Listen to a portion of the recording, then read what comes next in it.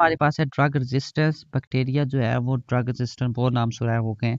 क्या होता है कि बैक्टीरिया कोई भी हमारी एंटीबायोटिक वो यूज़ करें उसके अगेंस्ट ड्रग रेजिस्टेंस कंसिडर किए जाते हैं कि हमारी ड्रग रेजिस्टेंस हो गई है उस बैक्टीरिया की, कि हम वो ड्रग देते हैं, एंटीबायोटिक देते हैं और वो अपना हमारी बॉडी में जाके मैक्सिमम लेवल वो अटेन कर देती है जहाँ पे उसको किल कर देना चाहिए, तो उन बैक्टीरिया को वो थेराप्यूटिक लेवल अटेन कर देती है। बट बैक्टीरिया स्टिल ग्रो कर रहे हैं, उनकी जो ग्रोथ स्टॉप नहीं हो रही, तो it is considered that bacteria जो है उस एंटीबायोटिक के अगेंस्ट रेजिस्टेंस हो चुके हैं। फॉर एग्जांपल जो मोस्ट ग्राम नेगेटिव बैक्टीरिया वो वैनकोमाइसिन के अगेंस्ट रेजिस्टेंस होते हैं। जे it is an example of inherent जो रेजिस्टेंस टू एंटीबायोटिक्स होते हैं।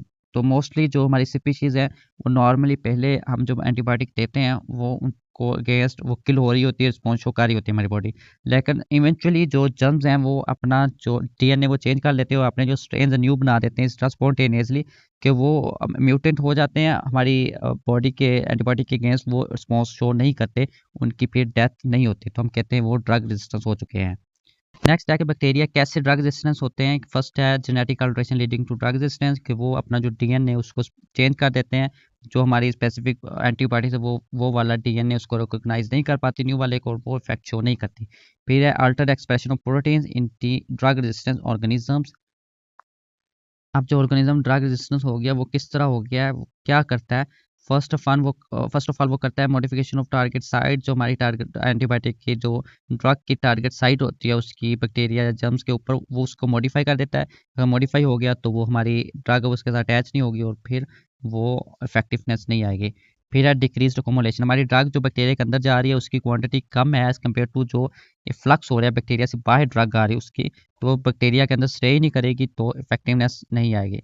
फिर है कि जो बैक्टीरिया है वो कुछ ऐसे इंजाइम्स बना लेता है कि वो हमारी ड्रग को उसके इफेक्ट को इनएक्टिव कर देते हैं, जो हमारी ड्रग इफेक्टिवनेस ही नहीं रहेगी तो फिर बैक्टीरिया किल नहीं होंगे। This is an chart how to bacteria develop resistance, you can study it, it's very easy. जो फैक्टर्स है leading to increase in anti microbial resistance, जो एंटी माइक्रोबियल रेजिस्टेंस है जो फैक्टर्स हैं उनमें क्या है, first of all overuse, जो डॉक्टर ने एक ही मेडिसिन को एक एंटीबायोटिक को बार बार यूज़ कर रहे होते हैं, या फिर मिस यूज़ के इन्फेक्शन वायरल है तो वो बैक्टीरियल दे देते हैं एंटीबायोटिक, और irrational use by doctors, non compliance to prescribe regimen, लिख के कोई और ड्रग गया वो दे कोई और देते हैं, या पेशेंट जो है सेल्फ मेडिकेटेड है अपनी मर्जी से जाके फार्मेसी या मेडिकल स्टोर पे जाके बस दे मुझे एंटीबायोटिक दे दें मुझे इन्फेक्शन हो गया, वो डॉक्टर के पास नहीं जाता। And use of left over antibiotics by the patient. फिर थर्ड है use of antibiotics in animal husbandry, aquaculture and agriculture, ये these are our facts a cause of antibiotic resistance। Four है poor infection control in healthcare system। Fifth है poor hygiene and sanitation, hygiene कम होगी और sanitation नहीं होगी तो वो it will lead to in anti microbial drug resistance. फिर absence of new antibiotic being discovered, new antibiotic बन नहीं रही और जो हमारे पास ऑलरेडी एंटीबायोटिक ऑलरेडी प्रेजेंट है उनके अगेंस्ट जो पेशेंट हैं वो डे बाय डे रेजिस्टेंस हो रहे हैं, तो इट इज़ एन डिसएडवांटेज कि हमारे पास न्यू एंटीबायोटिक नहीं है, क्या अगर वो रेजिस्टेंस हो चुके हैं ऑलरेडी तो हम न्यू एंटीबायोटिक स्टार्ट कर सकें। नेक्स्ट है जनरल एंटीबायोटिक यूज़ गाइडलाइन, कोई भी एंटीबायोटिक यूज़ करने से पहले हमने जो गाइडलाइंस हैं वो फॉलो करनी होती है, वो कौन सी है ज़रा इसके रिलेटेड मैं एक अलग वीडियो बनाऊंगा पूरी डिटेल के साथ, so that you will understand I am doing this. ये मैं सुपरफिशियली सब बता रहा हूँ क्योंकि it is very easy and you can study it yourself and there is no like concept to do and, और मैं इतना लॉन्ग को एक्सप्लेन करूँ, you can study it yourself. फिर है प्रोफाइलैक्टिक यूज़, अभी हमें इन्फेक्शन नहीं हुआ तो हम उस इन्फेक्शन के अगेंस्ट पहले से ही या कोई बीमारी के अगेंस्ट पहले से मेडिसिन खाना शुरू कर दें तो उसको हम कहते हैं प्रोफाइलैक्टिक क्योर। जो डॉक्टर्स हैं कोई भी डेंटल प्रोसीजर या वैसे ही ओपन माउथ सर्जरी है किस तरह होती है तो डॉक्टर, अभी हमारे पास फॉर एग्जांपल एक पेशेंट को कट लगा हुआ है या ऑपरेट हुआ उसके एब्डोमेन का, और वो पेशेंट डॉक्टर ने उसको एंटीबायोटिक देना स्टार्ट कर दिया हालांकि उसको इन्फेक्शन नहीं है। इसका मतलब ये नहीं कि इन्फेक्शन होगा ही हम एंटीबायोटिक देंगे, वो ये है उसको इन्फेक्शन होने से बचाने के लिए, कि ये ओपन वाउंड्स जो होते हैं ये लाइकली होते हैं कि बैक्टीरिया वहाँ पे जाके हमारी ब्लड स्ट्रीम में जाके इन्फेक्शन काज करें, तो वो उसकी ड्यूरेशन क्या होगी, वो कौन सी एंटीबायोटिक कितने टाइम तक यूज़ करनी है, ये सारा उस सर्जरी के हिसाब से और फिर वो एज डॉक्टर सिचुएशन को देख के उसके अकॉर्डिंग वो सब डिटेल से उसको करते हैं। कॉम्प्लिकेशंस ऑफ एंटीबायोटिक थेरेपी, हम एंटीबायोटिक दे रहे हैं और उसमें कॉम्प्लिकेशंस क्या आ सकती हैं हम इसमें देखेंगे। फर्स्ट वन है हाइपर सेंसिटिविटी, कि हमने कोई भी एंटीबायोटिक यूज़ की तो वो पेशेंट उसके अगेंस्ट सेंसिटिव है, उसके जो जिल्द है उसके पे हाइव्स बन जाते हैं, रैशेज आ जाते हैं, these are example of hypersensitivity. जो मेनली जो पेनिसिलिन है ये बहुत ही ज़्यादा पेशेंट इसके अगेंस्ट हाइपर सेंसिटिव होते हैं।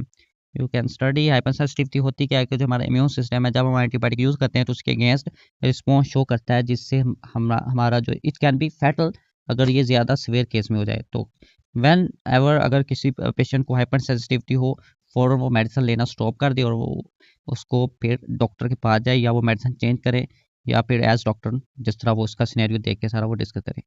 डायरेक्ट टॉक्सिसिटी, अगर कोई भी ड्रग हम ले रहे हैं अगर उसकी थेरापेटिक विंडो से ज़्यादा उसकी अब्जॉर्प्शन हो जाए एंटीबायोटिक की, वो थेरापेटिक विंडो से ज़्यादा उसकी कोमुलेशन हमारी बॉडी में होना स्टार्ट हो जाए, तो वो उसे हम कहते हैं डायरेक्ट टॉक्सिसिटी। जैसे फॉर एग्जांपल क्लोरोफेनिकोल है, इसकी ड्रग टॉक्सिसिटी बहुत जल्दी होती है क्योंकि इसकी थेरापेटिक विंडो बहुत ही नैरो है। थेरापेटिक विंडो मीन कि वो स्पेसिफिक लेवल जिसके दरमियान जो हमारा एंटीबायोटिक या कोई भी जो हमारी ड्रग है वो इफेक्टिवनेस देती है, थेरापेटिक एक्सप्रेशन करती है। फिर है super infection. Super infection mean कि हमारा जो नॉर्मल फ्लोरा है हमारी जीआईटी या हमारे कोई भी इंटेस्टाइनल का या रेस्पिरेटरी ट्रैक का, हम अगर एंटीबायोटिक यूज़ करें तो वो भी डिस्टर्ब हो जाता है। तो हमारे जो यूज़फुल जर्म्स है वो किल हो जाते हैं और हार्मफुल की जो ग्रोथ है वो आना स्टार्ट हो जाती है। एक तो हम जिस इन्फेक्शन के लिए एंटीबायोटिक यूज़ करें वो भी उसके साथ एक न्यू स्टार्ट हो जाए, तो उसे कहते हैं super infection. Here are example reaction you can study yourself. It is like just like a story. अब है site of anti microbial actions कि हमारी जो ड्रग्स हैं वो कौन सी साइट पे जाके इफेक्ट करती हैं। कुछ होती हैं सेल मेम्ब्रेन पे जाकर, कुछ सेल वॉल पे, कुछ डीएनए पे। दिस इज चार्ट हियर कि किस तरह हमारी जो एंटीबायोटिक है वो जाके किल करती हैं बैक्टीरिया को, जर्म्स को।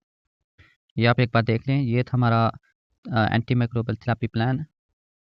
हमारा principles of anti microbial therapy इधर चैप्टर एंड होता है। If you have any query या question you can drop your in comment section. तो सी यू।